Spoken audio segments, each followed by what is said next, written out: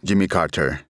Hola, general, ¿cómo está?, dijo el hombre muy reconocible con su comportamiento siempre agradable, un fuerte acento americano, filtrando sus palabras en español. Faltaban varios días para las elecciones del 7 de mayo. Jim Carter, acompañado de su esposa, había venido a verme a mi oficina en Fuerte Amador.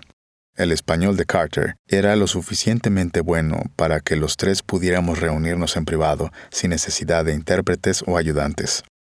La señora Carter hablaba poco, pero tomaba notas en un bloc de notas. No pensé mucho en eso, pero supongo que este encuentro fue único para un presidente estadounidense pasado o presente. De hecho, podía hablar un idioma además del inglés. Tal vez siempre esperamos que también pudiera entender y respetar a un país que no fuera el suyo. Eso no debía ser. Carter había venido a Panamá como jefe de una delegación aprobada para monitorear las elecciones.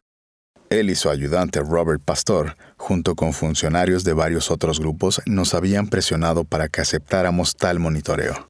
Habíamos sido reacios a hacerlo, viéndolo como una cuestión de soberanía nacional básica. Había argumentado semanas antes con Pastor y otros que, dada la actitud de los Estados Unidos, esto sería solo otra infracción a nuestros derechos. Estábamos bajo el asedio de los estadounidenses a pesar de que no teníamos una guerra civil al igual que otros países de la región. Además, teníamos elecciones populares cada 5 años. Preferíamos seguir el modelo político mexicano. Estados Unidos hasta ese momento nunca había enviado monitores electorales a México, lo cual no fue cuestionado ni criticado seriamente en Washington por su sistema de votación. ¿Por qué debemos ser diferentes? Me irritó saber que rápidamente informaría a los medios de comunicación sobre partes de nuestras conversaciones. Cuando, bajo presión, finalmente aceptamos la idea de tener observadores extranjeros presentes para las elecciones, Pastor descubrió que no estaba en la lista de solicitantes de visa aprobados. Carter me llamó por teléfono para hablar de eso y Pastor fue agregado a la lista, no sin mi queja sobre su ruptura de confidencias. Conocí al presidente Carter por primera vez en el curso de las negociaciones del Estado del Canal y descubrí que era un hombre honorable. Se dio cuenta de que Estados Unidos no podía continuar ocupando un terreno estratégico en territorio extranjero y llamarlo propio. Era un hombre de visión. Realmente me gustaba creer, pero vi su papel como el de una figura decorativa más que como la persona que en realidad estaría monitoreando los lugares de votación. Eso supuse sería manejado por su personal. General, parece que el gobierno va a perder, dijo Carter. Aparentemente ya se había reunido con la oposición. Le dije que no estaba de acuerdo y le mostré por qué. Primero, dije, después del incidente de Muse, no había razón para dar crédito a nada de lo que Estados Unidos dijera o hiciera con respecto a Panamá. Ellos eran los encargados de las encuestas que mostraban a nuestro Partido Revolucionario Democrático en el 3er lugar, a veces incluso en el 4º. Pensamos que lo que estaban haciendo era tan descaradamente cínico, tan evidente que la gente se daría cuenta. Siempre mencionaron a Ricardo Arias Calderón, uno de los 2 candidatos a vicepresidente de la Cruzada Cívica, como el político más popular del país. Nadie creía eso. Hacemos nuestras propias encuestas, distrito por distrito, y somos especialmente fuertes en áreas rurales y pobres, le dije, sacando algunos gráficos que habían preparado. Dudo que ganes, dijo Carter, mostrándose impasible ante lo que tenía que decir. Pude sentir que estaba bajo la influencia de lo que decían Gabriel Luis Galindo, la oposición y la Embajada de Estados Unidos. La reunión fue breve y Carter no se comprometió. Después me sorprendió descubrir que los estadounidenses habían intervenido de alguna manera en toda nuestra conversación. Carter, por supuesto, viajó con un contingente de seguridad que incluía agentes del servicio secreto. Pero un miembro del equipo estaba apostado afuera de la oficina en el césped detrás del edificio.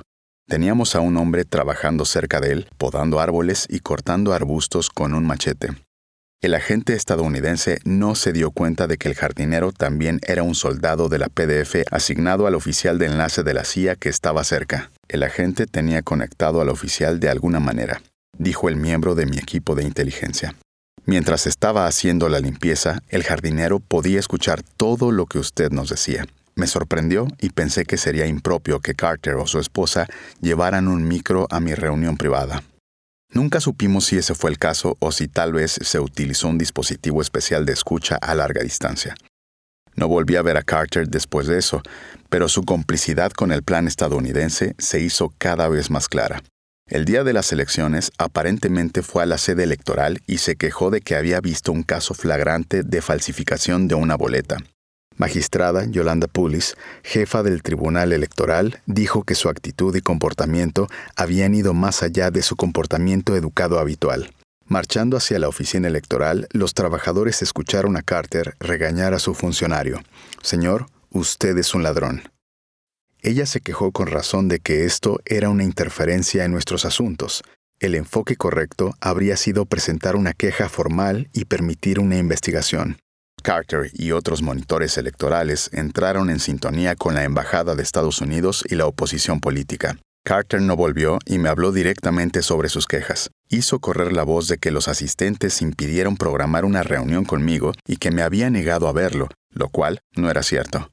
Y el pastor, su ayudante, tenía mi número de teléfono privado y estaba acostumbrado a llamarme sin intermediarios de ningún tipo, pero nunca llamaron. Y si bien no teníamos un sistema sofisticado de cómputo electoral, no fue una operación secreta. Todos los críticos pasaron por alto el hecho de que representantes de todos los partidos políticos participaran en el conteo. Tanto en el recinto como en la sede, los observadores electorales del gobierno y la oposición se sentaron uno al lado del otro. La oposición acusó que la votación fue amañada, por lo que sus partidarios comenzaron a secuestrar las boletas no recolectadas y las entregaron al arzobispo Marcos McGrath, quien era bien conocido por su enemistad hacia el gobierno y el ejército. Por ley, las papeletas no firmadas por la sede de la comisión electoral no eran válidas, pero McGrath afirmó que tenía la mayoría de las boletas sin firmar en la arquidiócesis, que estaban haciendo su propio conteo con sus propias computadoras y su propia operación electoral. Sonaba un poco como la operación Cortmuise. El problema era que la iglesia no tenía relación con la Junta Electoral Oficial, que fue designada por la ley panameña como un árbitro oficial de los resultados electorales. ¿Cómo sabía que alguien de las boletas que luego presentarían al mundo eran legítimas? La única respuesta podría estar basada en el prejuicio propagado a nuestro alrededor. La respuesta era, dirían los gringos, el arzobispo McGrath es un líder honorable de la iglesia. El mayor Manuel Cieiro, jefe de la guarnición militar de Chorrera, atrapó a personas en la parroquia local en el acto de realizar una operación ilegal de votación y conteo de votos justo dentro de los terrenos de la iglesia. El funcionario allanó el operativo y se incautó de pruebas. De esa manera pudimos mostrar lo que estaba sucediendo en muchas parroquias, que la iglesia estaba siguiendo las órdenes de McGrath al apoyar abiertamente a la oposición.